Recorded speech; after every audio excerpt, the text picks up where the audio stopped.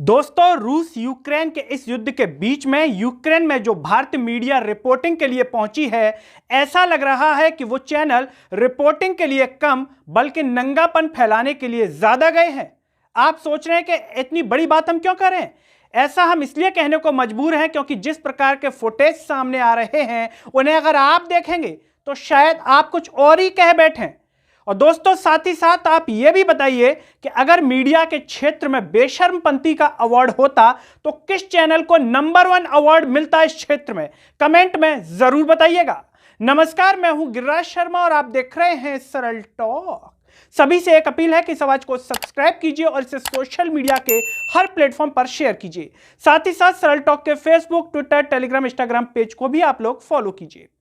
दोस्तों, रूस यूक्रेन के बीच में युद्ध जारी है। आज एक बेहद दुखद खबर हमें सुनने को मिली और वो ये कि एक भारतीय छात्र की मौत हो गई यूक्रेन के खार्किव में गोलीबारी में।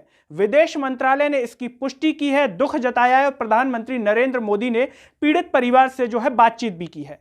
इसके बाद सोशल मीडिया पर एक वीडियो आया जिसमें एक पत्रकार हैं जो कि आज तक चैनल से हैं, वो इस तरीके से बात कर रहे हैं कि जैसे कि पूरी गलती इस भारतीय छात्र की या इसके परिवार की हो और जितने भी छात्र वहां पर हैं उन्हीं की गलती एक तरीके से ठहरा रहे हैं। मैं एक चीज स्पष्ट कर देना चाहता हूं, इंडियन एम्बेसी ने लड़ाई शुरू होने से 4 दिन पहले यानी कि 1 हफ्ता पहले एडवाइजरी इशू की थी कि सभी छात्रों और हिंदुस्तानी जिनका यहाँ रहना बहुत ज्यादा जरूरी नहीं है कीव छोड़ दें या यूक्रेन छोड़ दें।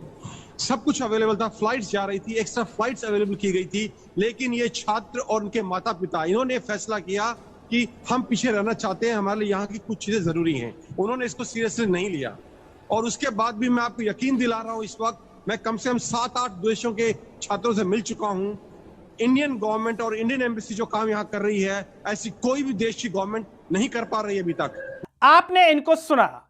दोस्तों, क्या अगर इस पत्रकार के घर से कोई यूक्रेन में फंसा होता तब भी ये यही बात कहते जो कह रहे हैं?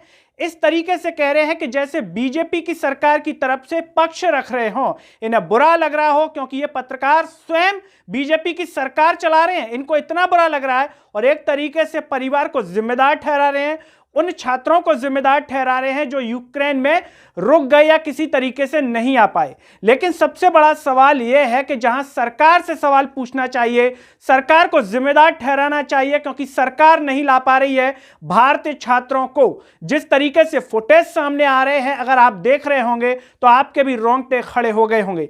हो सकता है कि किसी जान परिचित वाले का कोई ना कोई वहां पर फंसा हुआ हो आप लोगों में से ही, और आप उनसे बात कर रहे हो तो इस चीज को आप ज्यादा महसूस कर रहे होंगे।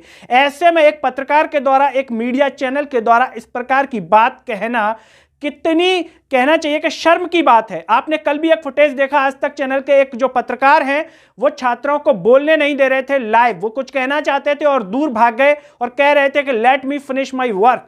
क्या इस तरीके की मीडिया, इस तरीके की रिपोर्टिंग इस देश का भविष्य बनाएगी?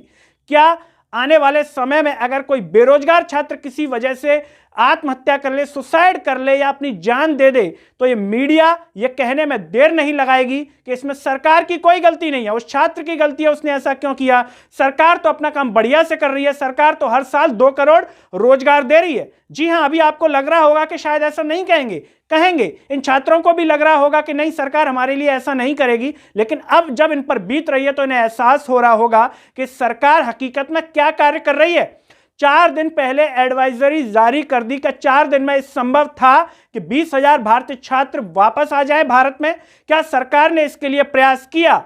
सरकार के जो बीजेपी सरकार के जो नेता हैं, मंत्री हैं, वो तो यूपी चुनाव में बिजी थे। उन्हें सबसे ज्यादा चिंता यूपी चुनाव की थी, यूक्रेन की चिंता भले ही ना हो। ये वो सारे सवाल हैं जो सामने हैं। दोस्तों, इस मीडिया पर जो इस तरीके की रिपोर्टिंग कर रही है और इस विशेष रूप से जो पत्रकार हैं जो कह रहे हैं, इनको लेकर के आप क्या कहेंगे? क्या सोचते हैं आप? और इनके परिवार से अगर कोई होता वहां पर तो क्या वो इसी प्रकार की बात कहते? दोस्तों, कमेंट बॉक्स में जरूर बताइएगा। साथ ही साथ इस वीडियो को हर जगह शेयर कीजिएगा, चैनल को सब्सक्राइब कीजिएगा और सरल टॉक के Facebook, Twitter, Telegram, Instagram page को भी फॉलो कीजिएगा। अगले वीडियो में आपसे फिर होगी मुलाकात, तब तक के लिए मुझे दीजिए इजाजत। नमस्कार।